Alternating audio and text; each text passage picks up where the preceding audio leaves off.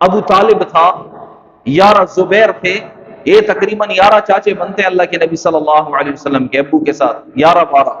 تو ان میں عبداللہ سب سے چھوٹا تھے۔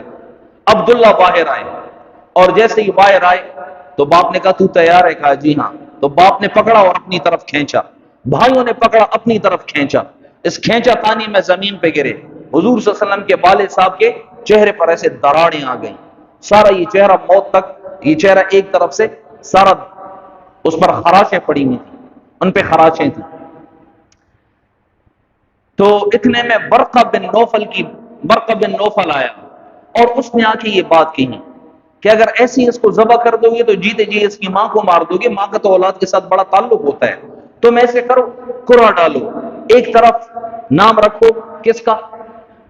ایک طرف نام رکھو عبداللہ کا، اور دوسری طرف 10 اونٹ قرہ ڈالو، اگر قرے میں عبداللہ کا نام نکلا تو اس طرف 10 اور بڑھاؤ، اور پھر نام رکھو، پھر اگر عبداللہ کا نام نکلے تو 10 اور بڑھاؤ، پھر اس طرف نام رکھو، پھر عبداللہ کا نام لکھے تو 10 اور بڑھاؤ، جب تک اونٹوں کا نام نہ آئے اس وقت تک 10 اونٹ بڑھاتے رہو۔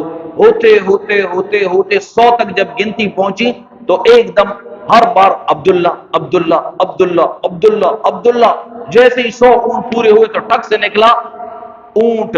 جب اونٹ نکلا تو اس پر ان کی جان بخش ہوئی۔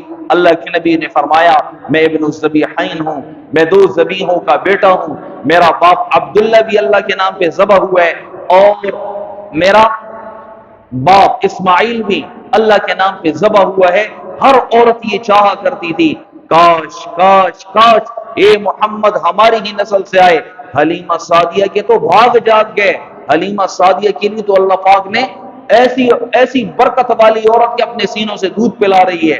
اللہ کے نبی کو اسے چوما کتنا ہوگا، گلے سے لگایا کتنا ہوگا، اس نے اپنی آنکھوں سے برکتیں کتنی دیکھی ہوں گی۔ جو وجہ کائنات ہے اور اس کے گھر میں بڑا ہو رہا ہے، وہ راتوں میں محمد الرسول اللہ کو دیکھتی ہوگی، وہ دن میں محمد الرسول اللہ کو دیکھتی ہوگی۔ جو اللہ کا سب سے محبوب ترین بندہ ہے، اللہ کا سب سے محبوب ترین حبیب ہے، اس کو اپنے گھر میں دیکھتی ہوگی تو اس کا دل کہاں چاہتا ہوگا کہ واپس کریں۔ خیر جب 2 سال کے ہو گئے تو واپس لے گئیں، اور جا کے حضرت آمنہ سے کہنے لگی کہ مکہ میں بیماری بہت زیادہ ہے، اور ایسے بہانے سے کہ یہاں بیماریاں بہت ہیں، ایسے نہ ہو کسی وبائی امراض میں بچہ مبتلا ہو جائے، تو لہٰذا ہماری چاہت یہ ہے یہ بچہ کچھ دن اور بھی ہمارے پاس رہے، ہم اس کی اور بھی خدمت کریں، جب یہ اس قابل ہو جائے اور یہ ادھر سے امراض ختم ہو جائیں اور وبائیں ختم ہو جائیں تو ہم اس بچے کو پھر لے آئیں گے۔